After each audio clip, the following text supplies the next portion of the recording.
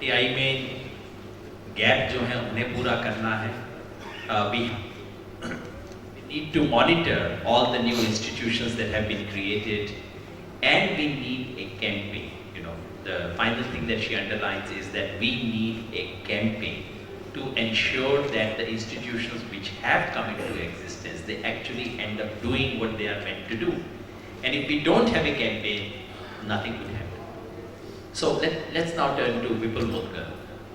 Vipul has been a friend, एक participant observer कहते हैं हमारे सोशल साइंस की भाषा में, जो इसका एक पाँव अंदर और एक पाँव बाहर. विपुल पिछले 15-20 साल से तमाम जन आंदोलनों में इनका एक पाँव अंदर रहा है और एक पाँव बाहर पत्रकार ऑब्जर्वर के रूप में रहा है. तो हम उनसे पूछते हैं कि ये जो हम सब सहमत हैं कि कैंपेन होना चाहिए, आपने इन सब कैंपेन्स को देखा है, इनकी हाइट भी देखी है, इनके लोस भी देखे हैं, क्या करना चाहिए ऐसा कैंपेन चलाने? मुझे तो डर लग रहा है कि एक पैर इधर एक पैर उधर, तो बीच में कहाँ गिरेगा ऐसा. लेकिन असलियत है कि हमारा सचमुच एक पैर जो है वो एक नाव में, दूसरा दूसरी नाव में, भगवान के सहारे गाड़ी चल रही है. लेकिन हिंदुस्तान भी भगवान के सहारे चल रहा है, तो ठीक है, इतनी बड़ी. ओके, तो पहली बात तो मेरा अपना मानना ये है, मैं कॉमन कॉज नाम के संस्थान में काम करता हूँ. हम लोग जो है प्रशांत जी जैसे महान लोगों के साथ मिलके कुछ ऐसे काम करते रहते हैं जिससे कि बीच में नावें पलटती रहती हैं, जैसे 2G हुआ, कोल हुआ, इस तरह की चीज़ें कॉमन कॉज करता रहता है बीच बीच में. तो पहला तो मेरा वो ये है सबमिशन कि जो एंटी करप्शन की लड़ाई है उसको बहुत हल्के में लिया गया. पिछले दिनों जिन लोगों ने भी इस लड़ाई को लड़ा, उन्होंने कुछ ऐसा संदेश दिया कि शायद एंटी करप्शन की लड़ाई लेन देन की जो चीज़ें बंद करानी है, कुछ लोग रिश्वत लेते हैं, कुछ लोग नहीं.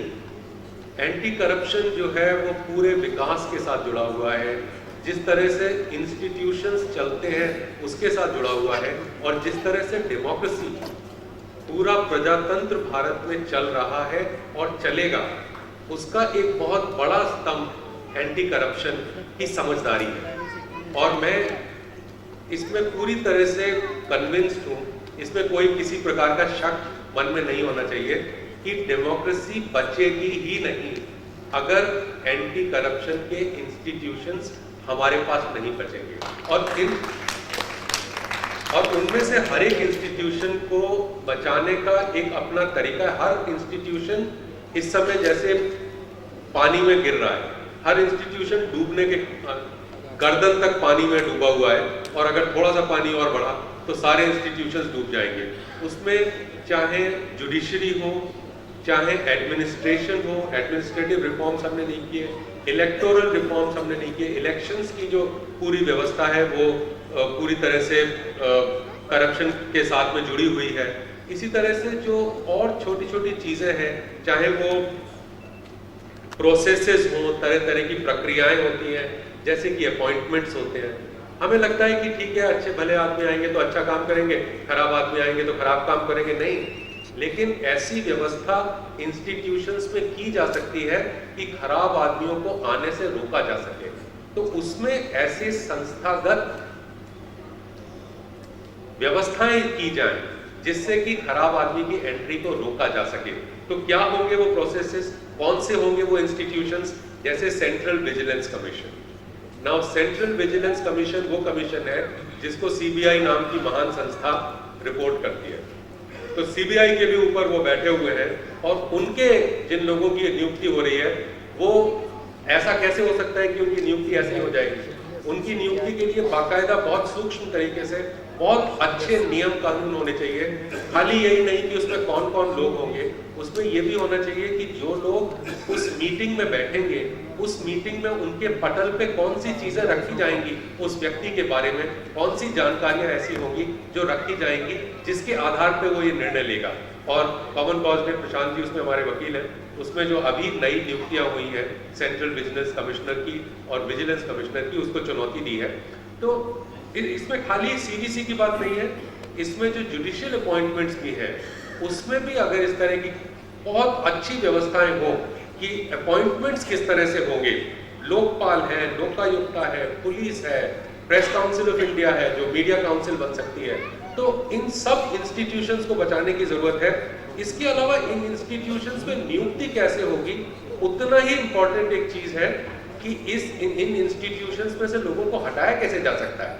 कहीं ऐसा तो नहीं है कि कोई अच्छा आदमी अगर आके बैठ गया तो चीफ मिनिस्टर साहब चाहें तो उसे निकलवा दें, या जैसे ही नई सरकार आए सारे पुराने लोगों को निकाल बाहर करें। तो उसमें यह है कि न सिर्फ इनकी नियुक्ति बल्कि इनके निकाले जाने के तरीके, चाहे उसको आप इम्पीचमेंट कहें, चाहे आप उसको रिमूवल के सिस्टम्स कहें, वो बड़े क्लियर, बहुत साफ होने चाहिए। इसके अलावा जो संस्थागत व्यवस्थाएं, देखिए जो सिविल सोसाइटी ऑर्गेनाइजेशंस है, हर ऑर्गेनाइजेशन में न तो वो ताकत है और न उनके पास वो मैंडेट है, न वो जरूरत है कि वो जन आंदोलन शुरू करें, न उनके पास वो योग्यता है। जैसे कि प्रशांत जी और योगेंद्र जी ने दिखाया कि इनके पास योग्यता है, जन आंदोलन कर सकते हैं। आपके एक आह्वान पे इतने सारे लोग आ जाते हैं। हम लोग तो छोटा सा एक संस्था चलाते हैं, 4 आदमी वहाँ बैठते हैं। कभी लोग कोई आके हमको वहाँ पकड़ के कहते हैं कि यहाँ बैठना बंद कर दो, तो बड़ा मुश्किल हो जाएगा हमारे लिए वो चलाना। लेकिन फिर भी छोटे ऑर्गेनाइजेशंस क्या कर सकते हैं, छोटी चीज जैसे कॉन्फ्लिक्ट ऑफ इंटरेस्ट पॉलिसी। पूरे देश में हर व्यवस्था, टीचर अपॉइंट हो रहे हैं, डॉक्टर अपॉइंट हो रहे हैं, और अधिवक्ता अपॉइंट हो रहे हैं, तरह तरह के अपॉइंटमेंट्स हो रहे हैं। उसमें अगर एक कॉन्फ्लिक्ट ऑफ इंटरेस्ट पॉलिसी होगी कि मैं जहां बैठा हूं वहां पे मैं किन चीजों को कर सकता हूं, किन को नहीं कर सकता। अगर मेरा भतीजा इंटरव्यू में बैठ रहा है, या कोई ऐसा व्यक्ति या जो मेरे डायरेक्टली अंडर में काम करता रहा है, कर चुका है, या जो भी मेरा कॉन्फ्लिक्ट ऑफ इंटरेस्ट क्या है, तो इस तरह की पॉलिसीज, इस तरह की चीजें बनाना, इस तरह की चीजों के लिए लड़ाई करना, ये बहुत बड़ी चीज है। तो मैं, जैसे अभी आज आपने पढ़ा होगा समाचार पत्र में, हमारे चीफ जस्टिस जो है, इंडिया के चीफ जस्टिस, उन्होंने एक बयान दिया जम्मू में बोलते हुए। उन्होंने कहा कि सरकार की जो कारगुजारियां हैं, सरकार का जो दैनिक कार्यकलाप है, उसको जनता देख सके, उसके लिए कोई व्यवस्था होनी चाहिए। उन्होंने कहा कि कोई ऐसी व्यवस्था नहीं है जिसमें कि हम उसका आकलन कर सके अच्छी तरह से। उन्होंने खुद सजेस्ट किया something like a social audit of the governance work should be there. तो मुझे लगा कि अरे ये तो अनाथ बच्चा था, सोशल ऑडिट, इसको तो कोई पूछने वाला नहीं था। सडनली इतने बड़े लोग अगर इसको सपोर्ट करने लगे, अचानक आप सोच के देखिए कि हर व्यवस्था में एक अस्पताल है, मान लीजिए प्राथमिक चिकित्सा केंद्र है एक गांव के अंदर, उसमें 800 परिवार उससे फायदा लेते हैं, वहां डॉक्टर नहीं आता। अगर मान लीजिए उस अस्पताल का साल में 2 बार या 3 बार सोशल ऑडिट होता है, जिसमें मोटे मोटे, बिल्कुल मोटे सवाल पूछे जाते हैं, जब आप वहां गए तो क्या आपको अंदर घुसने दिया या नहीं घुसने दिया। प्रश्न नंबर 2, जब आप वहां गए तो डॉक्टर वहां था कि नहीं था। नंबर 3, जब वहां आप गए तो क्या वहां पे आपको दवाई दी गई या खाली पर्चा देकर आपको भेज दिया गया। नंबर 4, जो बहुत गंभीर मरीज है उनके लिए क्या वहां बेड की व्यवस्था है या कोई रेफरल की ऐसी। आपने छोटी सी कुछ चीज की, एक सोशल ऑडिट अगर उसमें गांव में उस कैचमेंट एरिया में जो लोग रहते हैं वो अगर ये बताएं कि ये अगर अस्पताल लगातार सोशल ऑडिट में फेल हो रहा है, 3 बार अगर फेल हो गया तो उसके सारे डॉक्टर को बदल दिया जाएगा। क्या ये हो सकता है? तो कोई इतनी बड़ी बात तो नहीं है। जिन लोगों ने, मजदूर किसान शक्ति संगठन ने और NCPRI ने, जिन लोगों ने मिलकर कहीं पे भी सोशल ऑडिट करने की कोशिश की, बहुत बाधाएं आई, बहुत मुश्किलें आई, लेकिन अब तो बहुत साल हो गए, 10 साल हो रहे हैं। तो अब क्या ऐसा हो सकता है कि इसको हम ज्यादा, जैसे चीफ जस्टिस ऑफ इंडिया ने आज कहा है, कल कहा है जम्मू में, तो क्या कोई ऐसी, ये है संस्थागत व्यवस्थाएं जो कि दी जा सकती हैं जिससे कि हम करप्शन से लड़ने में मदद हमें मिल सकती है। तो मेरा अपना मानना ये है कि जहाँ पे वॉच डॉग्स हो सकते हैं, जहाँ पे ऑम्बड्समैन हो सकते हैं, जैसे नरेगा के काम में अब एक उन्होंने, उसका नाम क्या है जो ऑम्बड्समैन करते हैं, लोकपाल ही नाम उसका रखा है, नरेगा के लोकपाल। मेरे ख्याल 22 राज्यों में करीब 900 लोगों की नियुक्ति हो चुकी है। तो वो अगर इस तरह की व्यवस्थाएं बनेंगी, संस्थागत व्यवस्थाएं बनेंगी, तो पार्टिसिपेशन की जगह पैदा होगी और लोगों को इस बात का मौका मिलेगा कि आप कम से कम इन चीजों के ऊपर, जैसे देखिए हमारे पास कुछ इंस्टीट्यूशंस है पहले से है, कुछ नहीं है। जो नहीं है उनको हम लाने की लड़ाई कर सकते हैं, कॉन्फ्लिक्ट ऑफ इंटरेस्ट को लाने की लड़ाई कर सकते हैं, या सोशल ऑडिट तमाम दूसरी व्यवस्थाओं में हो, उसको लाने की कोशिश कर सकते हैं। लेकिन कुछ पहले से हैं जिनको बचाने की जरूरत है, जैसे कि सीबीआई और सीएजी। सीएजी ऑफ इंडिया जो कि ऑडिट करते हैं सरकार की सारी चीजों में, उनसे राज्य सरकारें मौका मिलते ही निकल के भाग जाती है। देखिए, दिल्ली में 3 बड़े संस्थान हैं, नोएडा, ग्रेटर नोएडा और Yamuna expressway authority of India. तो ये 3 संस्थान हैं, ये हजारों करोड़ रुपया कमाते हैं, जो कि सिर्फ जमीन की खरीद फरोख्त से ये लोग कमाते हैं। तो इनकी जो कमाई है वो यूनियन गवर्नमेंट के कंसोलिडेटेड फंड में जाती है। यानी कि जो ये पैसा कमाते हैं सरकार के लिए कमाते हैं। इनको जमीन खरीद के कौन देता है? सरकार देती है। अगर इनकी सब जमीन कोई झगड़े में पड़ जाती है तो वहां पुलिस कौन भेजता है? सरकार भेजती है। लेकिन ये प्लीड करते हैं यूपी की गवर्नमेंट कि नहीं, ये तो सरकारी संस्थाएं नहीं है, ये तो स्वायत्त है। उसके जो 1, 2, 3, 4 जो टॉप के 25 अधिकारी हैं वो कहां से आते हैं? वो आईएएस से आते हैं। उनके जो उसके नीचे के 25 अधिकारी हैं वो कहां से आते हैं? स्टेट सर्विस से आते हैं। सारे अधिकारी, सब कुछ स्टेट है, स्टेट खरीद रही है, स्टेट बेच रही है, स्टेट फायदा ले रही है, और आप कह रहे हैं स्टेट है ही नहीं। तो उसके ऊपर भी कॉमन कॉज ने एक केस किया हुआ है, जिसमें कि पहले प्रशांत जी हमारे वकील थे, अब वो यूपी में चला गया केस, तो वहाँ यूपी में हमारे एक वकील हैं जो कि केस हमारे लड़ रहे हैं। तो मतलब कहने का तात्पर्य इसमें ये है कि संस्थागत व्यवस्थाओं के लिए लड़ाई करना और जो संस्थागत व्यवस्थाएं हैं उनको बचाने की कोशिश करना, ये एक मेरे अंदाज से एक बहुत बड़ा एंटी करप्शन का एक मोर्चा है। बाकी आगे अगर जरूरत पड़े तो थैंक यू।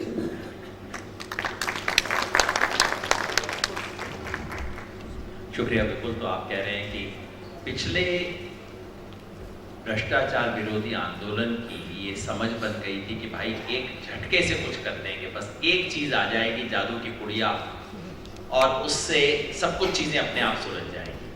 विपुल कह रहे हैं कि ना भाई, ऐसे नहीं होगा। आपको बहुत छोटे छोटे अपनी ऑपरेशन टेबल पे आपको 25 कैंचियां भी रखनी पड़ेंगी, अलग अलग तरह के चाकू रखने पड़ेंगे, 50 तरह के औजार रखने पड़ेंगे।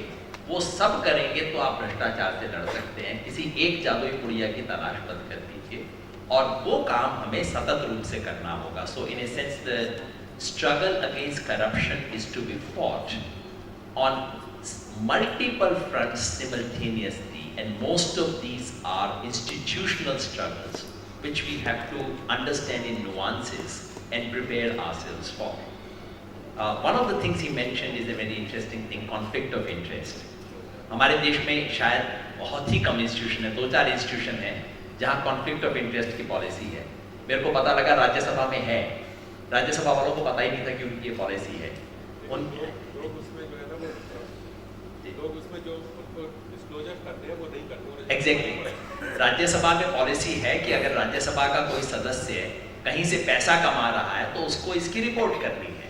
1.5 साल पहले हमारे पास कुछ खबर लग गई कि देश के 2 बड़े राजनेता थे जिनको हर महीने 7 लाख रुपया, 5 से 7 लाख रुपया, इस देश का बहुत बड़ा घराना, इतना भी अमूर्त बातें क्यों कर रहा हूँ, अंबानी की जेब से मिलता था उन्हें, और वो राज्यसभा के सदस्य थे।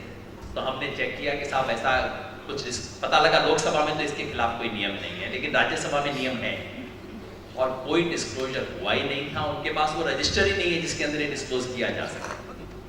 तो ऐसी छोटी छोटी साइट्स हैं जहां आप बहुत कर सकते हैं। साथ में एक चुटकुला और सुना दूं आपको कि जब मैं यूनिवर्सिटी ग्रांट्स कमीशन में गया तो वहाँ पहला काम मैंने ये किया कि कॉन्फ्लिक्ट ऑफ इंटरेस्ट पॉलिसी नहीं है, और मैंने कहा हम देश की पहली संस्था बनेंगे जो कॉन्फ्लिक्ट ऑफ इंटरेस्ट पॉलिसी बनाए। तो जाहिर है मुझे चेयरमैन बना दिया गया, कमेटी बनी जिसमें कॉन्फ्लिक्ट ऑफ इंटरेस्ट पॉलिसी बनी।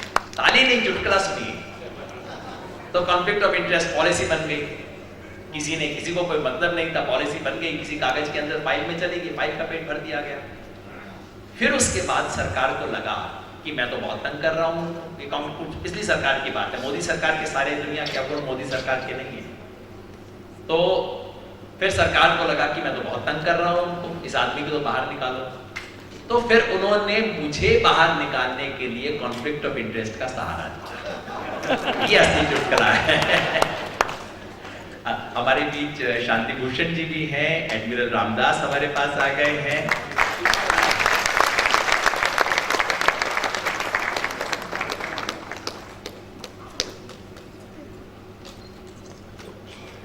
अब इस चर्चा को आगे बढ़ाते हुए मेरा अनुरोध ये होगा कि हम सब कह रहे हैं कि कैंपेन होना चाहिए। अब वो कैंपेन कैसे होगा, थोड़ा हम इस पे भी रिफ्लेक्ट करें। विपुल जी ने एक तरफ इशारा किया है कि उसकी मल्टीपल साइट्स होंगी, किसी एक साइट पे नहीं होगा। इस देश के कुछ एक्टिविस्ट जिनके पीछे सरकार हाथ धो के पड़ी है, इस सरकार ने पिछले कई दिनों से बहुत बार हाथ धोए हैं और कईयों के पीछे पड़ी है, उनमें से एक है प्रिया पिल्लई, ग्रीन पीस से थी और सरकार ने इनको तंग करने में कोई कसर नहीं छोड़ी है। तो वो किस्सा बाद में सुनेंगे, लेकिन आप जरा बताइए कि इस कैंपेन को हम कैसे आगे ले जा सकते हैं। धन्यवाद जोगेन जी। मुझे लगता है कि इंस्टीट्यूशनल मैकेनिज्म को इस कैंपेन की जो बात हो रही है कि इंस्टीट्यूशनल मैकेनिज्म पे हमको कंसंट्रेट करना चाहिए, उसके साथ साथ मुझे ये भी बहुत स्ट्रांगली लगता है कि कहीं ना कहीं थोड़ा बहुत हमको फोकस्ड रहना पड़ेगा, क्योंकि जब हम करप्शन की बात करते हैं तो हर मुद्दे में करप्शन है, हर एस्पेक्ट, एक मुद्दे के 100 एस्पेक्ट्स में करप्शन आपको दिख जाएंगी। वो प्रोसेसेस में करप्शन आएंगी, इम्प्लीमेंटेशन एंगल में करप्शन आएंगी, लैक ऑफ प्रोसेसेस होंगी, लैक ऑफ इंस्टीट्यूशंस होंगी, इट्स अ वाइड एरिया। तो मुझे लगता है कि कहीं ना कहीं थोड़ा हमको अगर अपने अभियान को हम देखेंगे तो और उसको अगर सक्सेसफुल बनाने की बात कर रहे हैं हम, तो मुझे ये पर्सनली लगता है कि फोकस थोड़ा बहुत तो होना ही चाहिए उस कैंपेन का। वो क्या होगा इस पे ज़रूर हमको चर्चा करना चाहिए कि हमारे फोकस एरियाज क्या होंगे, लेकिन मुझे ये स्ट्रांगली फील होता है कि फोकस ज़रूर होना चाहिए। मल्टी प्रॉन्ग्ड अप्रोच, फोकस और मल्टी प्रॉन्ग्ड अप्रोच को मैं अलग अलग तरह से देखती हूँ। फोकस हो सकता है वो मुद्दे पे हो, प्रोसेसेस पे हो या जो चीज़ पे हो। मल्टी प्रॉन्ग्ड अप्रोच मैं ये मानती हूँ कि अलग अलग तरह की स्ट्रैटेजीज होने चाहिए at each different level for that campaign to be successful. इसके साथ साथ मैं ये बहुत ठोस रूप से ये भी मानती हूँ कि कहीं ना कहीं हर मुद्दे में जो बैलेंस होना चाहिए, वो रूरल अर्बन का जो बैलेंस होना चाहिए, वो मेरे लिए बहुत बहुत अहम है।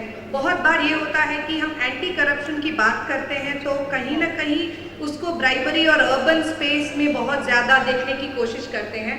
हम मध्य प्रदेश में जो हमारा एक्सपीरियंस है, जो मैं पहले शेयर कर रही थी, हमको ये देखने को मिलता है कि बहुत बड़े लेवल का जो करप्शन है वो उस लेवल पे हो रहा है जहाँ पे कंपनियाँ लोगों की ज़मीन ली जा रही है, वहाँ पे प्रोसेसेस नहीं हो रही हैं। तो मुझे ये लगता है कि एक बैलेंस हमारे कैंपेन को मेंटेन करना चाहिए, which is a fair balance between being both rural and urban. इसके अलावा ये जो चीज़ है कि भाई हम किस तरह से देख पाएँ, और ये मैं खास तौर से उन मुद्दों को लेकर के बोल रही हूँ जिसमें कॉरपोरेट्स और बड़े बड़े कॉरपोरेट करप्शन इन्वॉल्व होती है, वहाँ पे किस तरह से हम जो है प्रोसेसेस की इम्प्लीमेंटेशन को चेक कर सकें। शायद हमेशा इंस्टीट्यूशनल मैकेनिज्म नहीं, बट कुछ और हमको तरीका खोजना पड़ेगा कि कहीं कानून है लेकिन उसकी इम्प्लीमेंटेशन नहीं हो रही है, प्रोसेस लेड डाउन है, उसकी इम्प्लीमेंटेशन, तो उस तरह की रेगुलेटरी फ्रेमवर्क्स को किस तरह से हम स्ट्रेंथन कर पाएँ और उन फ्रेमवर्क्स को किस तरह से इसके परव्यू में ला सकें, प्रोसीजर्स, लॉज और प्रोसेसेस। और last but not the least, मुझे लगता है कि ये कैंपेन आज के डेवलपमेंट और डिसेंट वाला जो डिबेट है इससे जुदा होके काम कर ही नहीं सकता, क्योंकि इसके कोर में ये जो पूरा मुद्दा है ये करप्शन का, इसमें इसके at the heart of this whole debate is the debate of development and whose development. If we don't talk about that issue, I can't see how we can actually be successful in our thing. And dissent, of course, because is there.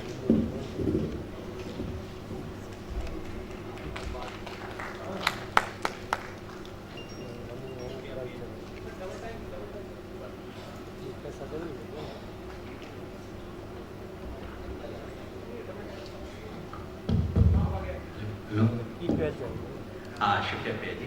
आपने in fact जिस बातचीत की शुरुआत विपुल मुद्गल ने शुरू की थी उसे आपने और गहरा किया कि ये करप्शन के सवाल को हम सिर्फ रिश्वत वाले सवाल पे ना देखें, बहुत गहरे तरीके से करप्शन है, पूरी व्यवस्था में करप्शन है, जिसको हम डेवलपमेंट बोलते हैं उसमें करप्शन है। और जब तक इस सवाल, और शहर में एक कांस्टेबल ने रिश्वत ले ली, सिर्फ भ्रष्टाचार इतना नहीं है, बहुत गहरा है। और ग्रामीण इलाके की जो हकीकत है, इस देश में जो व्यवस्था के अंतर्गत अंतर्निहित भ्रष्टाचार है, और पिछले कुछ दिनों से इस देश में अभिव्यक्ति की स्वतंत्रता का जो बड़ा सवाल उठा है, इन सब सवालों से हमें भ्रष्टाचार की लड़ाई को जोड़ना होगा, नहीं तो इस लड़ाई को हम गहरा आयाम नहीं दे सकते। इस बीच जस्टिस ए.पी. शाह हमारे साथ जुड़े हैं, बहुत बहुत शुक्रिया सर। आप देख रहे हैं कि इस देश में भ्रष्टाचार की मशाल जलाए रखने वाले जो बड़े नाम हैं, लगभग हर कोई नाम इस वक्त इस हॉल में मौजूद है, जिसका मतलब है कि और कुछ भी हुआ हो, भ्रष्टाचार से लड़ने का जज्बा अभी लोगों में खत्म नहीं हुआ।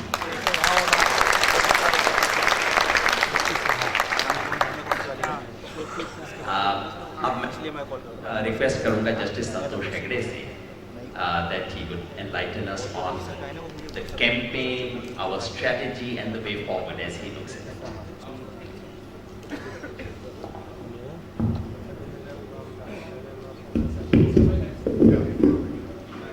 Pardon me for speaking in English because my Hindi is not that good.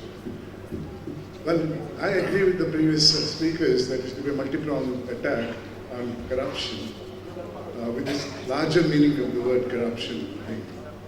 My experience in the Karnataka Lokayukta gives me an impression there isn't a department where there is no corruption.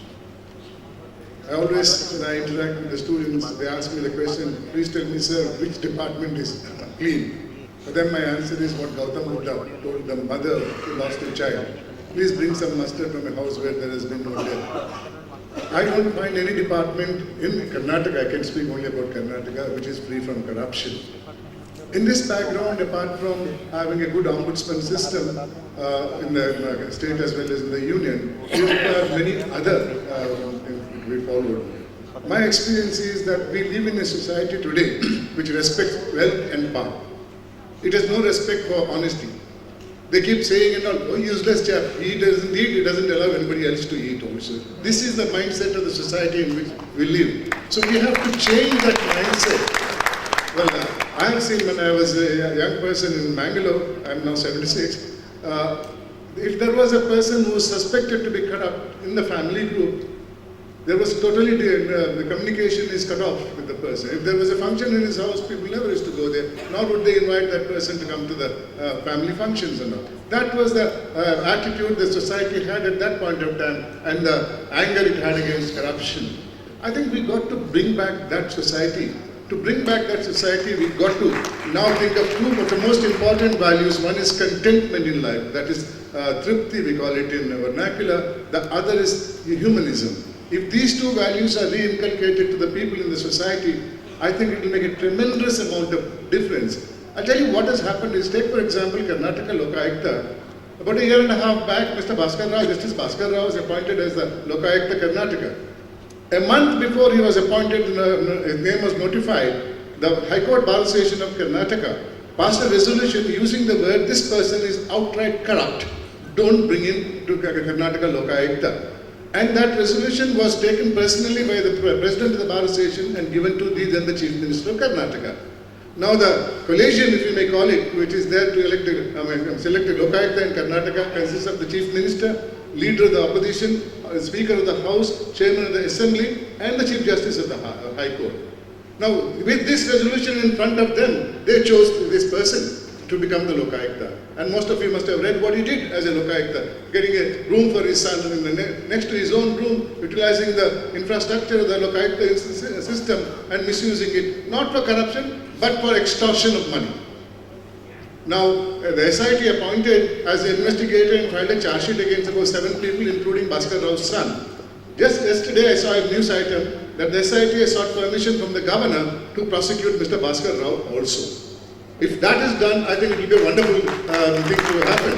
Now, what is behind this that we find so many people in power but who compromise? According to me, they have lost the value of contentment and humanism. I have now been I've been to rather 784 educational institutions apart from all other programs. And I interact with the students and trying to inculcate by giving my experience in the Lokayukta to inculcate values. One common thing which I give as an example to the students is in 2008, a handicapped tailor and his wife came with a 6-month-old child to the Lokayukta institution. When we asked the person, what's the problem? He said, this child looks perfectly all right, but it has no rectum. It eats through the mouth, it defecates through the mouth. And this is not a major medical problem. It happens, I'm told, in quite a few cases. The local doctor suggested to take this child to a super speciality hospital.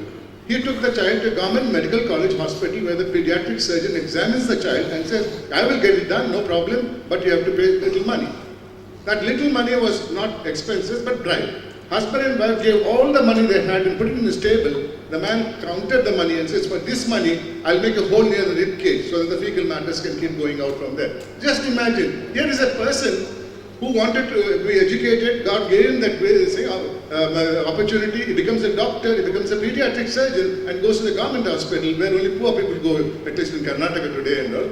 And he's got a God-given opportunity to give a future to that child and gloat over it the rest of his life. I gave a future to this child.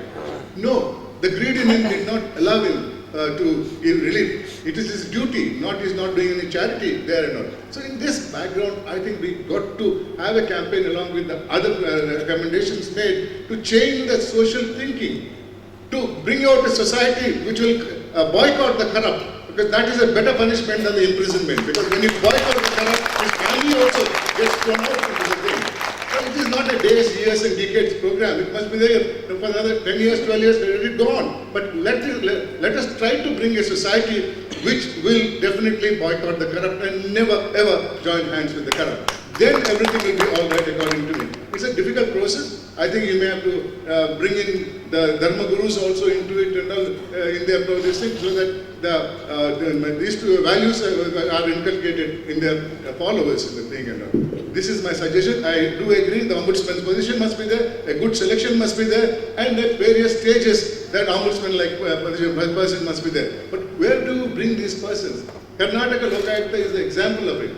For 31 years, nobody showed a finger at that institution. And in 1 year and 2 months, the whole reputation of the institution is gone. But I'm not afraid of the institution will come back. But there's a lesson for us. Even if the institution doesn't go bad, one man can ruin the institution. One man who's heading the institution can ruin it. With these few words, I think this is my opinion.